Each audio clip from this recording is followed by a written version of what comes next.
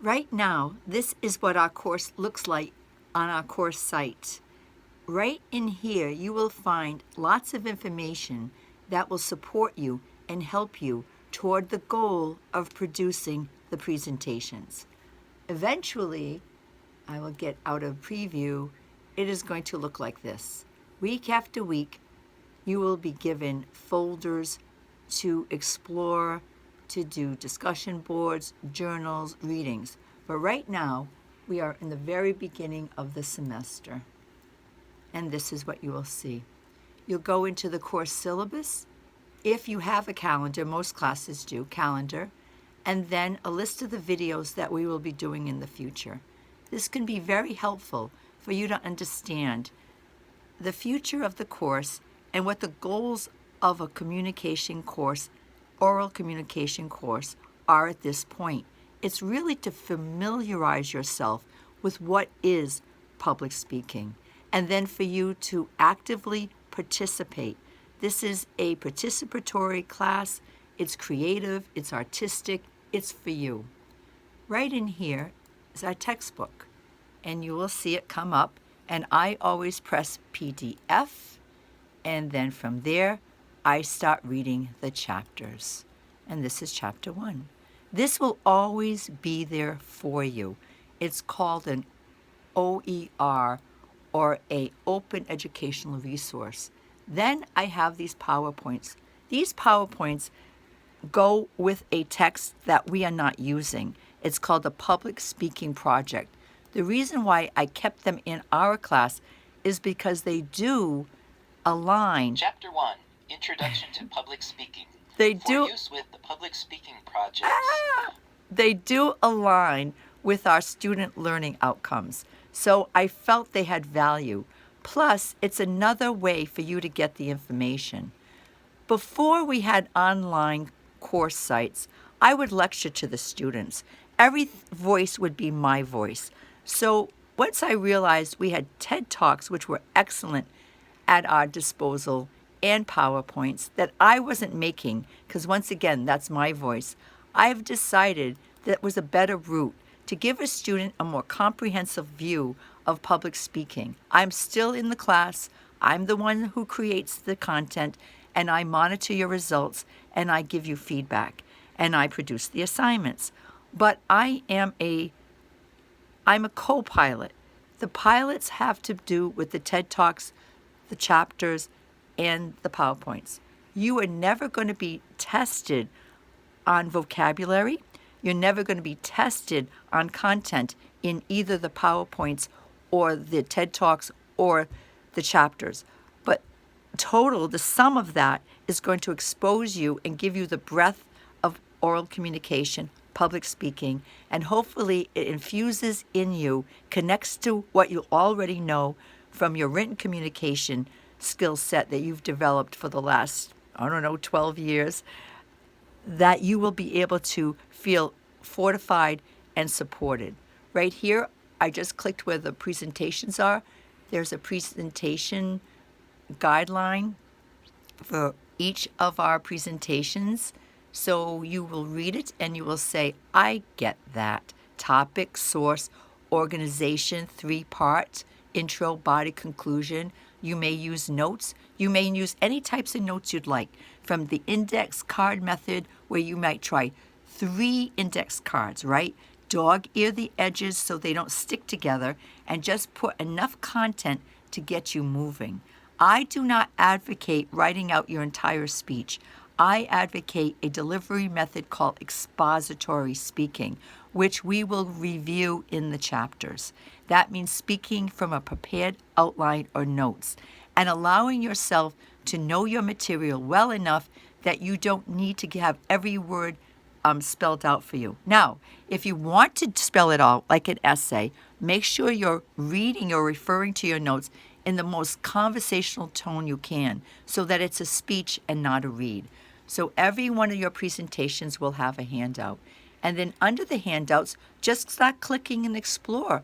Here's the glossary of communication terms that I refer to, and these terms you will find and concepts in the chapters, in the PowerPoints, in the videos. over the course of the semester, every one of these terms will be part of my lectures, part of what I talk about, but you will see them reinforced in the PowerPoints, in the readings, in the chapters, and in the TED Talks. So if you want to know what the terms would be, here you are. Now go back to the handouts. This handout here is the evaluation report. I use this when I am evaluating your presentations. I am looking for your verbal, the words themselves. Do you have an introduction? Do you have a body? Do you have a conclusion? How well prepared do I feel you have been? I am looking at your delivery. Your content is up to you. But the more confident you are in your verbal, the better your delivery will be. So always pick topics that you feel connected to. Something you have talked about anyway, something you have the right to speak about, something you know. Then the next part here is the vocal. Were you loud enough? Were you mumbling? Could I hear you? What about pace and filler words? Were you too fast? Were you too slow? Were there so many ums and ahs I could not focus on your content? What about diction? Could I understand you? Every one of us has a southeastern Massachusetts accent, unless we come from another part of the United States, or unless we were born in another country or continent.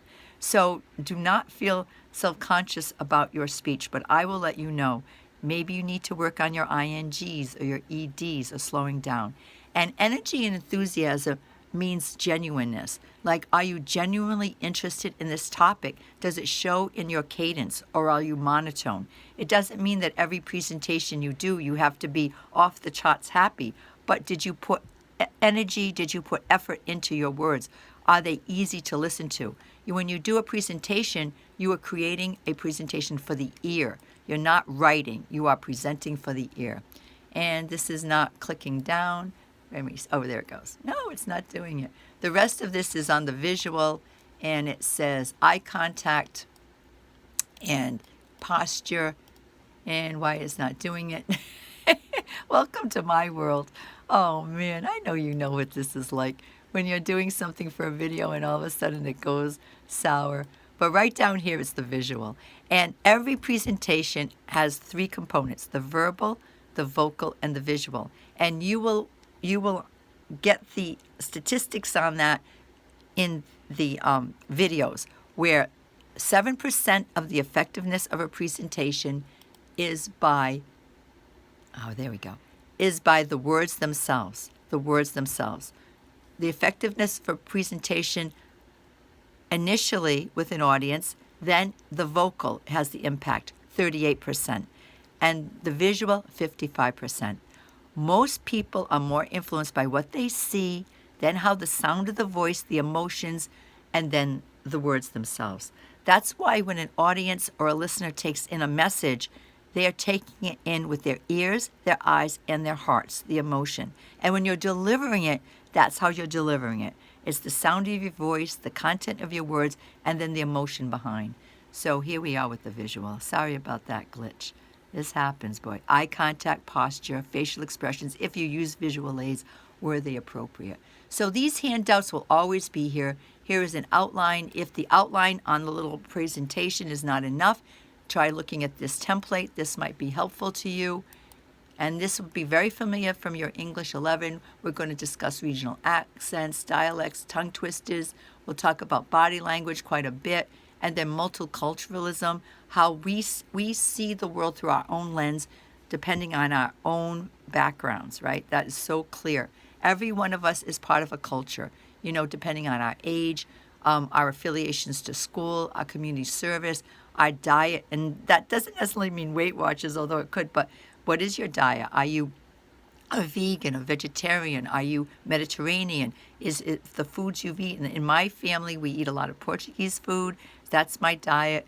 A lot of kale, a lot of soupish, economic class. All these factors play a role in your multicultural experience, and everyone has their own, which is sacred. So when we're presenting through this lens. And when we're receiving through this lens. And then let's see what else I have. Oh, the last one on here is the peer review critique questions. And the peer review critique will be after every proper presentation, first in the news. You will have this as an assignment where you will be asked to select 3 of your classmates and answer these questions in a journal. A journal will be set up for this. The journal is semi-private. By that I mean semi because I see it, but no one else in the class does. And these 4 questions here will be part of the journal. And these questions are for you to analyze, review, critique, with love and appreciation, of course. But I always use that phrase, to teach is to learn twice. And this journal is for you to understand the experiences that go into presenting. And then you had week 1. So you click on week 1 and you just follow it right down. So here I have here, checking in with week 1. There's a little bit of a checklist for you to what to do. And I don't always put one of the checklists in because eventually you figure it out, just keep going. This is a video on the COM 101 experience. Then here's the first discussion board by Danish, how I overcame my fear of public speaking. And then you get involved in the discussion. Now, if you don't like any of the prompts that I put on the discussion board, then just say something. Just respond as if you were in a classroom and you saw this video and the teacher said, the instructor said, does anyone have any comments? Whatever comes to mind. And then Lovey speaks about getting comfortable, being uncomfortable. I select these specifically to connect to our student learning outcomes. This is just a cute little Charlie Brown, but I think it has universal appeal. And this is a handout that I have on the benefits of public speaking. So yes, read this, watch this, get involved in this. You know, the more you get involved in the course as it has been set out to you, the richer the experience you will have. And this entire course is for you. It's for your development. It's really, really personal because it is to help support you in the future, in your community, in your families, in other classes, so that you can get attached to your, or attuned to your own oral communication skills. It's a skill. It's like learning the guitar or running the bases if you were an athlete, right? In baseball, it's a skill. It takes time and practice. And the In the News presentation is our baseline, right? You do that first presentation and I see where you're at. Do you need to slow down? Do you need to have better notes? Do you need to have a topic that you have more sincerity for? It's quick. There's no rough drafts. It's all just one and go, right? Then we move on to the next category. But hopefully, by the time May comes, you feel a little bit more connected to what you need to do to be successful in the future if you are interested in developing your oral communication skills. We do a lot in school with written communication, and there are definitely parallels, definitely, and there's overlap. So you have to find where there is. So this might be your first oral communication class, and it's a good beginning. But it's also meant to be accessible, and it was designed for success. So just do the assignments, do the weekly folders, do what's asked, do the best you can. And just like Maya Angelou says, when you know better, you do better. Call the Site Lab when you need help with technology. Go to the Learning Commons if you need a tutor. Do whatever you need to do to be successful. All right, this was just an overview. I want to make sure we're all on the same page. And I look forward to your first speech. I'm going to do another video about the In the News right now.